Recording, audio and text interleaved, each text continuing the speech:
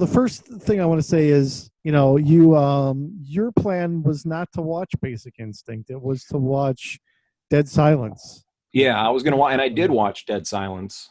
Unfortunately, I fell asleep to it. I just I did not like that wasn't movie. into it.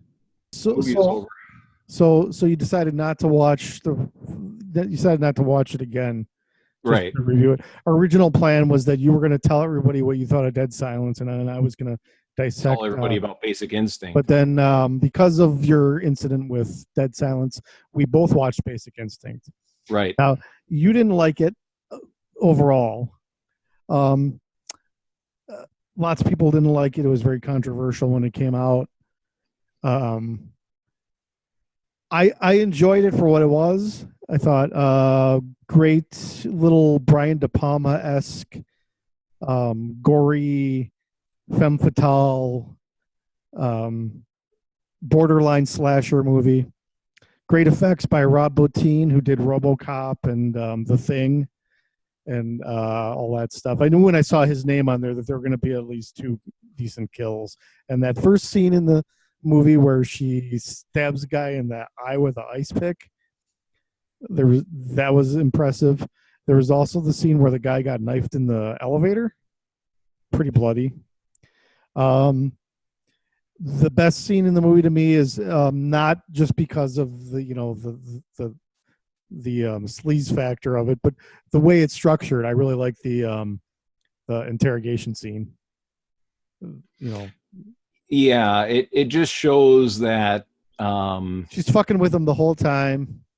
it really kind of the title of the movie kind of really keys in on that. I mean, all the guys are just like interrogating her, but she's only getting away with her behavior because she's so rich. That sets up that rich and beautiful. Yeah, she's very beautiful, but she's also extremely rich. She inherited a lot of money, and if she were a poor person living in a shack somewhere, she would have just been taken in, and there wouldn't have been any of that. When they took her in, they let her change first, that kind of thing. So it definitely sets up how people are treated sometimes by justice when they have money. Yeah. And she's kind of the whole time she's basically, her motive seems to be to fuck with people, to see what happens so that she has something to write about.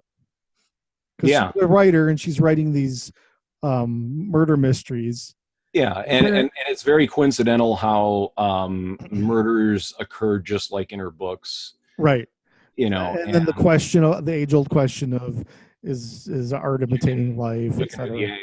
Yeah. So is she killing people and then writing about it, or is somebody copycatting her books and killing someone and framing her for it? Well, and I think what she's been doing is she's been writing about a kill she's made in the past that has never been solved. Yes. That was so far back that it isn't connected. And then she does another kill after she releases the book that is the same as the original kill to make it look like somebody copycatted her book. Right. So there's 2 killings for every killing in the book. It's what it seems like, yeah. And she really does a number on Michael Douglas's psychiatrist girlfriend. Yeah. Who is really the it sets her up. I think she's the saddest figure in the movie because she's I won't say she's innocent, but she's definitely not. She's not the killer. No, she's not the killer, but she is made to seem like a very viable option as the suspect. Right. And to the point where she's shot. Yeah. And killed by her fellow police officers. She was killed by Michael Douglas. Well, her fellow police officer. Yeah. Who was in love with her. Yeah. Her last words to him were, "I loved you." Yeah. So, yeah. This is typical Paul Verhoeven. He never does anything half-assed. Everything's way the fuck over the top. RoboCop, Starship Troopers, Total Recall, Hollow Man.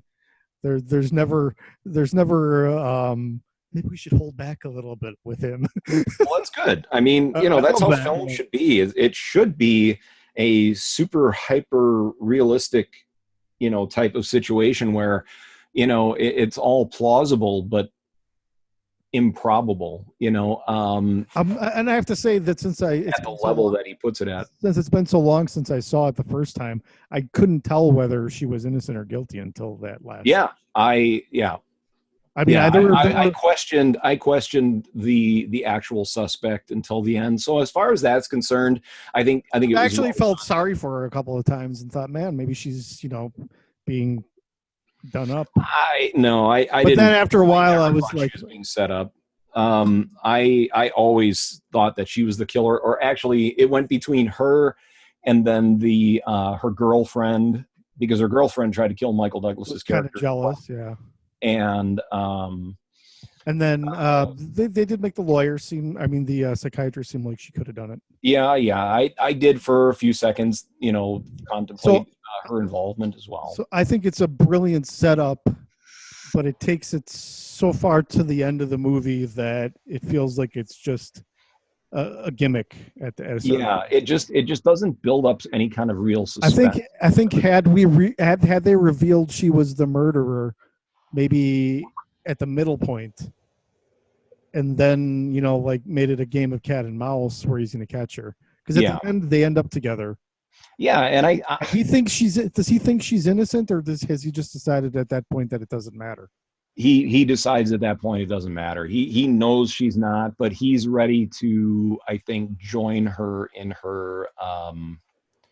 He's not going to help her kill.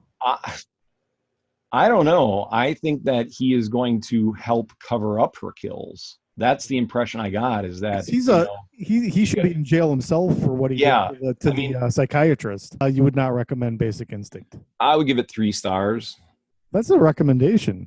No, I don't think it's a recommendation. I think, I would recommend it. It's a film to watch, but it's not boring. Not everybody's going to enjoy it. And so I'd say if you're going to watch it, if you haven't yet, go into it and just take it for what it is. Remember that it was made back when it was made. And, I guess if you're going to try to enjoy it for the fact that it's well acted.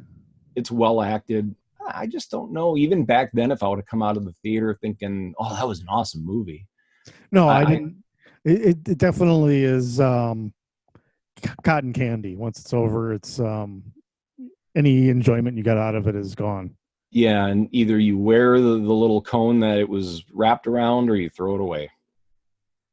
So, do you want to wear Basic Instinct or not? No. You want to throw it away? Yeah. Okay, so that was our first Shudder movie, Basic Instinct. Yep. What's premiering next? Yep. I just couldn't watch it, but I'm excited about all 4 movies that are coming out today. Okay, so which one do we want to do? Okay, since I picked Basic Instinct, I'm going to let you pick, but just let me talk about a couple things here. Okay. The Car is from 1977, I believe, and it was it's on the list of movies that are recommended by the Church of Satan. It's got Anton LaVey, the head of the Church of Satan, as a consultant. Wow. The car that's in the movie was driven by is a replica of the car that was driven by the head of the Church of Satan. Okay. So it is. I don't know why a movie about a living car is something that the Church of Satan is really excited about, but it comes with that stamp of approval for whatever that's worth. Yep. Three Women is a masterpiece of weird dream cinema. It plays like a drama for like the first half, and then it just turns into an off-the-rails psychedelic experience. And I really look forward to seeing it again. I don't know what The Haunted is. It's such a generic title. It could be one of many, several different movies. Yep. And then there's Tales from the Crypt, which you erroneously thought was Creepshow. But we could still watch it if you like. It's no, I'm really not interested in Tales from the Crypt as much. So I think that if we're going to do this one per week, I have to let you know that I think we need to do this as a double feature for next week. I think we should watch Three Women. Okay. And review that. And then April 11th, which is also this week, Lizzie comes out. I'm very interested in that. So I So think we'll watch both Three Women and Lizzie okay. and come back and talk about both of them. I am going to most definitely take notes while watching these, and I want to discuss them act by act.